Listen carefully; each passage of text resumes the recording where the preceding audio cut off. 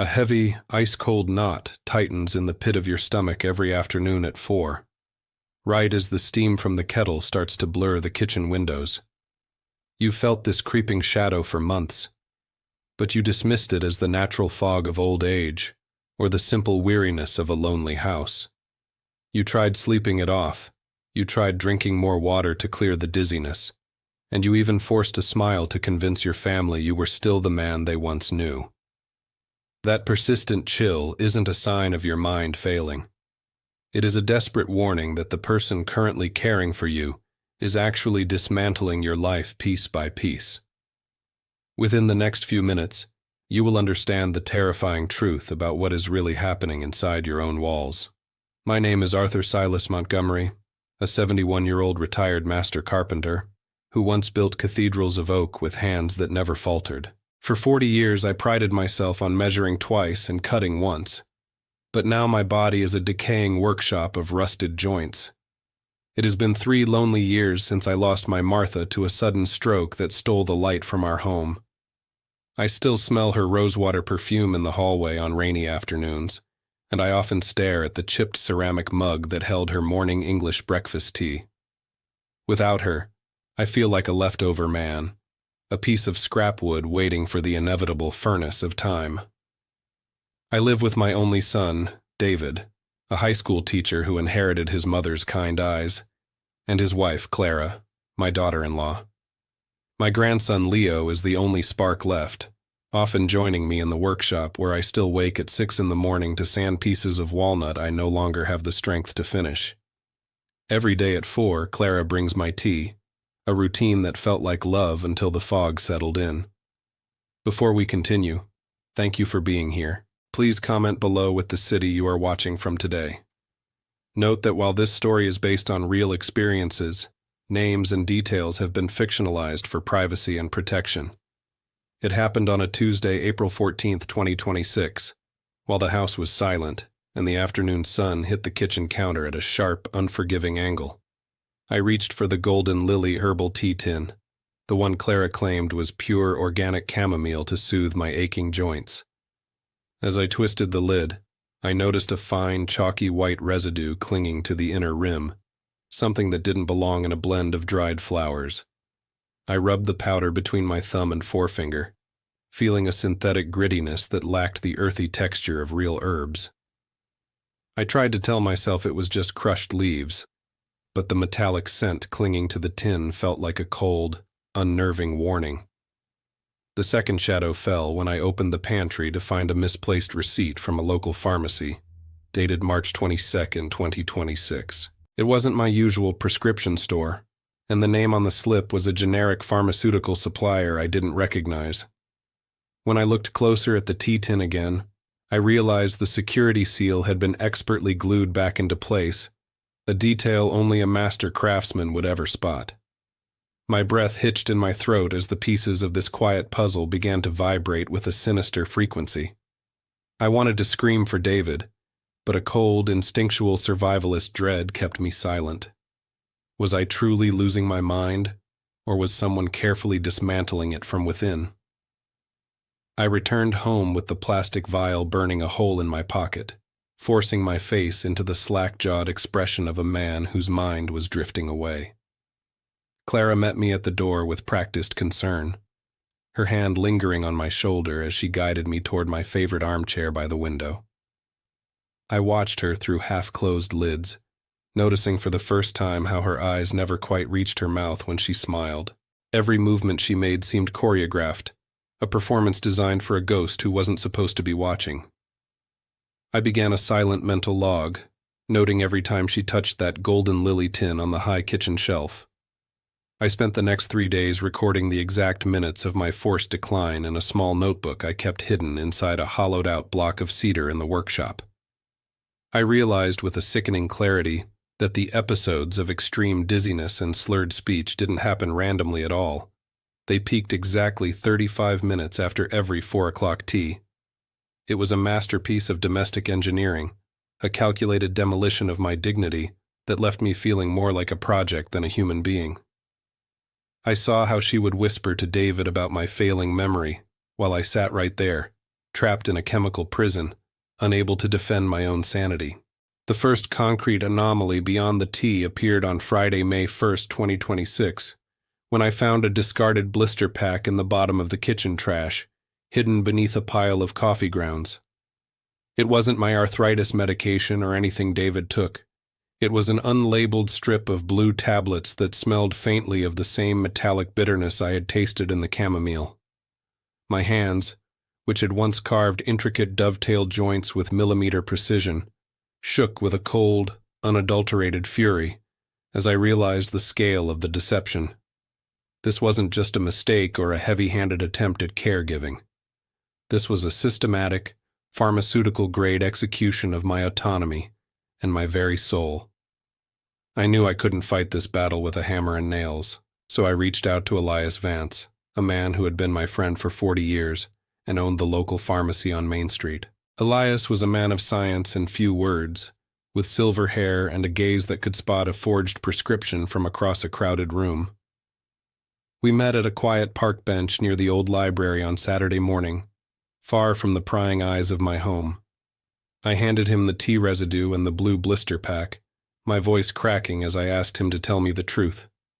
He looked at the samples with a grim intensity.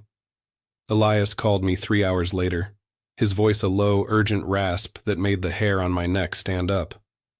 "Arthur," he began, "the tea is laced with phenobarbital, a potent sedative that should never be mixed with your current blood pressure medication." It was the chemical equivalent of liquid handcuffs, designed to induce a state of permanent cognitive fog that would look exactly like late-stage dementia to any casual observer. My heart felt like it was being squeezed in a vise of ice as the word poison finally took root in my mind. The woman I had welcomed into my home was slowly turning me into a breathing corpse for her own convenience. But the chemical betrayal was only the first layer of the rot that had infected my household. While Clara was out at the grocery store on Monday, May 4th, I used my spare workshop key to bypass the lock on her desk drawer, my old fingers moving with a desperate, rediscovered agility. I found a hidden bank statement from my personal savings account, the one I had built over 4 decades of sweat and hard labor to ensure a legacy for my family. The balance, which should have stood at $45,000, had been gutted like a dead fish. There was nothing left but a measly $212.42. I stared at the numbers until they blurred, realizing that every dizzy spell I suffered had been an opportunity for Clara to move my money into her own private accounts. She had been bleeding me dry while I was too drugged to even remember my own middle name, a financial vampire hiding behind the mask of a saintly caretaker.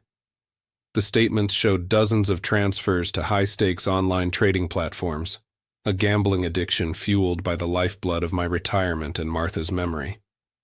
The betrayal felt like a jagged piece of wood splintering deep into my chest, leaving a wound that no apology or legal action could ever truly heal. The most devastating part wasn't the stolen money, but the signatures on the latest legal documents.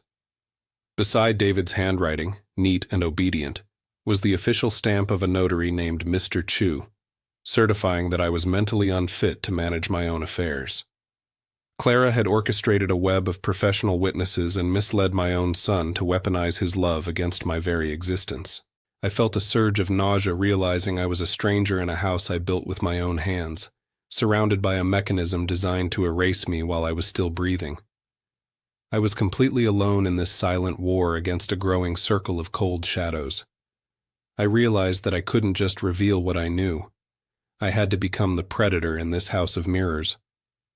If I showed my hand now, Clara would simply find a faster way to finish the job she started, and David would never believe the truth without a smoking gun. I had to continue drinking that poisonous tea, or at least pretend to, while I planned a counterattack that would dismantle her life just as she had dismantled mine. The stakes were no longer just about my money or my health. They were about survival. If you were in my place, would you tell David now or wait for more proof? Type, tell or wait. I waited until the house settled into that heavy, artificial silence that only comes when the predator thinks the prey is unconscious. My old legs felt like leaden weights as I crept toward the kitchen, my breath coming in shallow, ragged bursts. I reached behind the heavy bag of all-purpose flour in the back of the pantry, my fingers brushing against the cold, smooth plastic of a hidden burner phone. I flipped it open, the blue light blinding me for a second in the darkness. There were dozens of outgoing messages to a contact listed simply as the broker, discussing the liquidation of my workshop equipment and the immediate sale of my late Martha's wedding ring. The messages revealed a level of coordination that made my blood run colder than a winter's night in the Maine woods. The broker wasn't just a buyer. It was a connection to a shady estate liquidator who specialized in expedited clearances for families in transition. They were discussing dates for a garage haul-away, scheduled for June 12, 2026, a date less than 3 weeks away. I saw images of my vintage planes and hand-carved chisels sent as attachments, labeled with price tags that felt like insults to my life's work. Clara was already spending the money from my ghost, selling my legacy piece by piece while I sat in the next room. It wasn't just the broker involved in this domestic demolition. I found a thread of emails exchanged with a local nursing home administrator at Meadowview Gardens. The subject lines were chillingly clinical, discussing immediate vacancy and specialized sedation protocols for difficult residents. They were already processing my intake forms, using the forged power of attorney that Mr. Chu, the notary, had stamped during my deepest drugged state on April 28th. I realized then that I wasn't just being robbed. I was being disappeared into a system designed to keep me silent and immobile until my heart eventually gave out. This was a professional network of vultures circling my remaining days. The risk shifted from my bank account to my very life on Tuesday morning, when I overheard Clara talking to David in the hallway. Her voice was a soft, manipulative purr that made my skin crawl with a visceral, instinctive revulsion. "He's becoming aggressive, David," she whispered, her lies spinning a web around my son's trusting heart. "I found him wandering near the stove with a lit match this morning.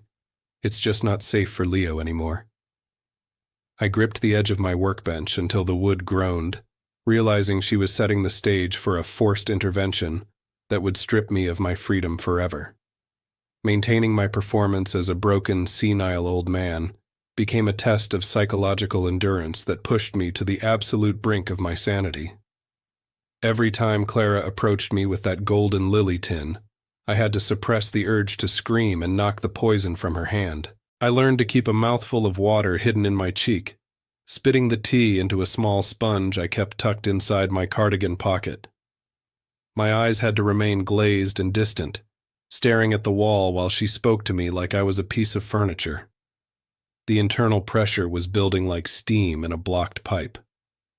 On Thursday, May 7th, I discovered the most terrifying layer of the financial trap she had laid for our unsuspecting family.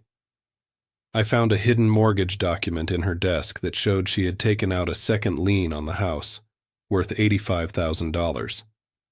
She had forged David's signature with the same cold, practiced precision she used to forge mine, leveraging our family sanctuary to feed her gambling addiction. If her investments failed, my son would be homeless, and my grandson would lose his inheritance before he even graduated middle school. The scale of her destruction was absolute, a scorched earth policy directed at everyone I loved most. But even the financial ruin paled in comparison to the discovery I made deep within a locked compartment of her mahogany filing cabinet.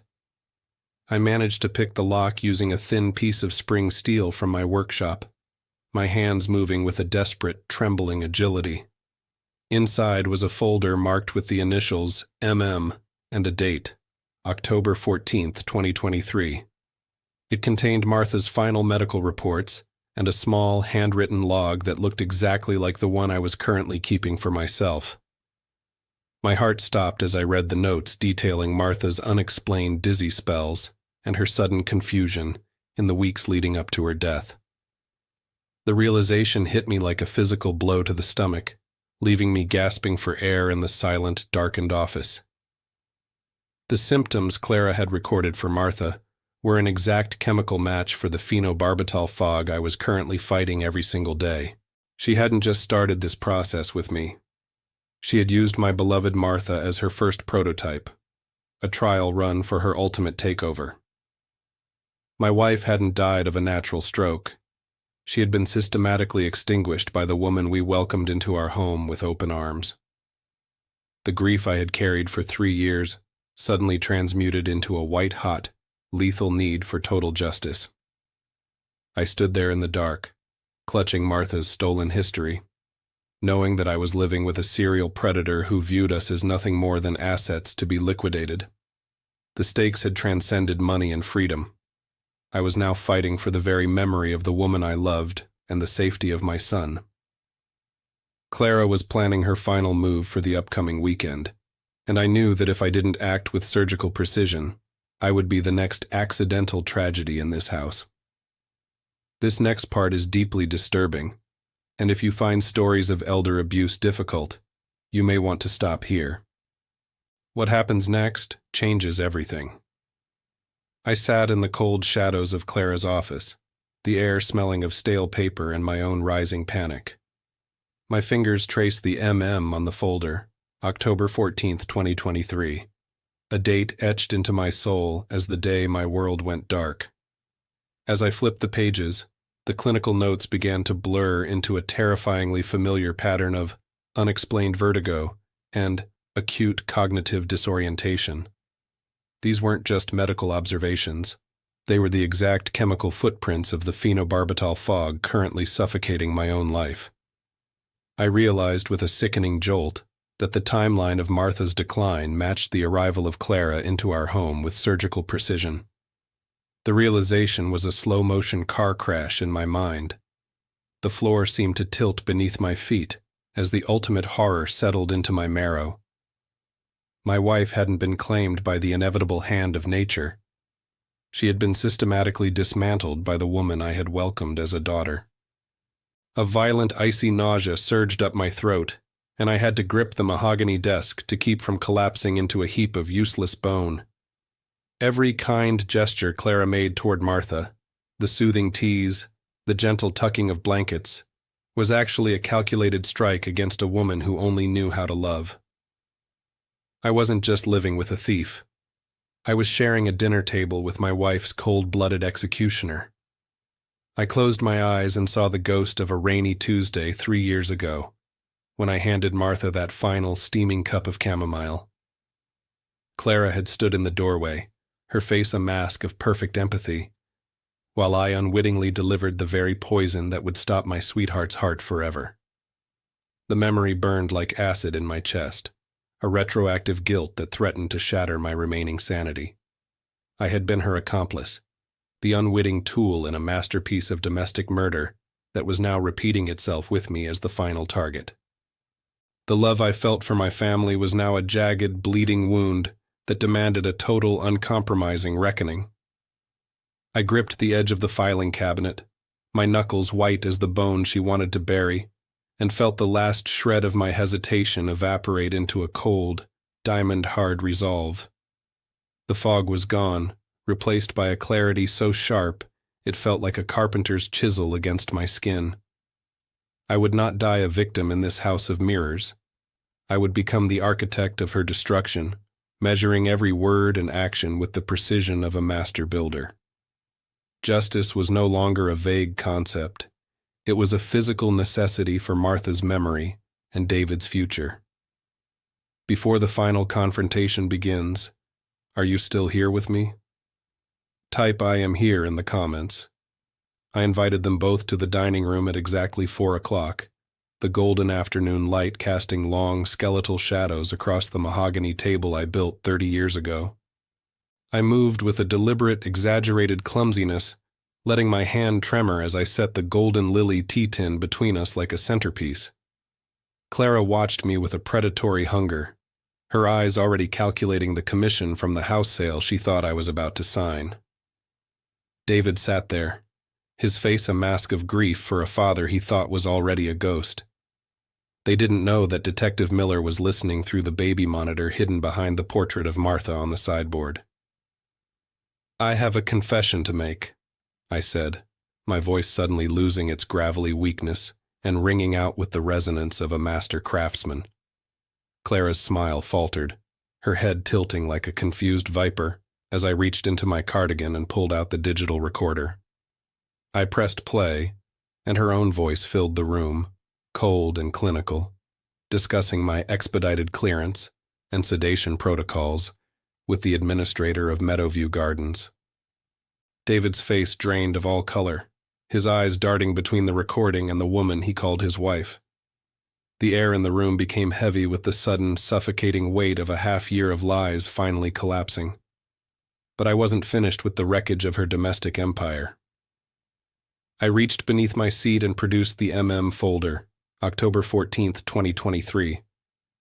I threw the medical logs onto the table, the pages scattering like dry leaves in a graveyard. You didn't just rob me, Clara, I whispered, my voice trembling with a lethal, concentrated fury that made the glassware rattle. You murdered Martha with the same medicine you've been feeding me for months. I watched the realization hit David like a physical blow, his body recoiling as he saw the identical symptoms recorded in his mother's final days. The silence that followed was the sound of a family soul finally shattering. Clara tried to laugh, a shrill, hysterical sound that lacked any human warmth, before her face twisted into a mask of pure, unadulterated venom. She was a useless, demanding old bird just like you, she screamed, her composure evaporating into a toxic cloud of resentment and gambling-fueled desperation. She admitted to the second mortgage, the stolen $45,000, and the slow chemical erasure of my wife, claiming we owed her for her sacrifices. She was so consumed by her own perceived injustices that she didn't even notice Detective Miller stepping out from the shadows of the hallway. Her confession was complete, recorded, and witnessed by the very authorities she thought she had outsmarted. The handcuffs clicked shut with a sharp, final sound that echoed through the house I had built with love and guarded with silence. Detective Miller read Clara her rights while she spat curses at us, her saintly facade discarded like a piece of rotten lumber. She was charged with first-degree murder, grand larceny, and felony elder abuse, a legal trifecta that ensured she would never see the sun outside of a prison yard again. I watched as they led her down the driveway, the flashing blue and red lights reflecting in the windows of the workshop. David collapsed into a chair, his head in his hands, finally seeing the monster he had shared his life with. The legal reckoning was swift and uncompromising. Clara was sentenced to life without parole for Martha's murder, plus 20 years for the systematic theft of my estate. The court ordered the immediate revocation of her pharmaceutical licenses and the seizure of her hidden offshore trading accounts to begin the restitution process. While most of the $45,000 was lost to the digital void of high-stakes gambling, my workshop and the family home were legally secured back in my name. As the last police cruiser left, the silence in the house felt clean for the first time in years. I looked at Martha's portrait, seeing a peaceful light in her eyes that hadn't been there before. It is now November 14th, 2026, and the crisp autumn air smells of fresh cedar shavings instead of sterile pharmaceutical bitterness. I finally finished the walnut rocking chair Martha always wanted, its joints so tight and seamless, they feel like a single piece of living wood. My son David comes over every Saturday morning to help me sand the rough edges, our relationship slowly mending through the rhythmic, silent language of shared labor. We visited Martha's grave yesterday, placing a single white rose on the cold granite. The tremor in my hands has faded, replaced by the steady strength of a man who reclaimed his own pulse from the shadows of a killer. Looking at you now, I realize how easy it is to mistake silence for absence, or a trembling hand for a broken spirit. I was a fool to ignore the rot in my own house to keep a fragile peace, a mistake that cost me Martha's life. Honor your father and mother isn't just an ancient commandment. It is a sacred warning that the foundations of a family require vigilance. We are the invisible guardians of your history, and we know exactly where the structure is weak. Please like, share, and subscribe for more stories. Note that while this reflects real struggles, all names and events have been fictionalized for privacy and protection.